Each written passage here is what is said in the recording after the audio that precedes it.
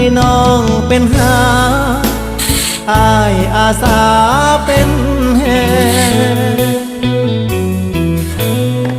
อ้ายเป็นคนหาเจ้าคอยเก็บแบ่งสร้างฝันด้วยแรงที่อุ้มด้วยรักเห็นดีน้ำบ่หรือมีแล้วบ่คนที่เจ้าหาส่งยิ้มแทนการรับฝากก็ได้เด้อถ้าอายกัน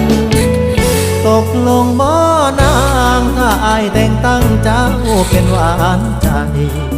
ขายความคิดนี้ฝากไว้เป็นการบ้านใจให้ลองช่วยฝันอย่าตัวกันเด้อถ้าน้องมีคนชายในฝันแต่ถ้าน้องเห็นงามตามนั้นเรามาสร้างฝันช่วยกันเด้อ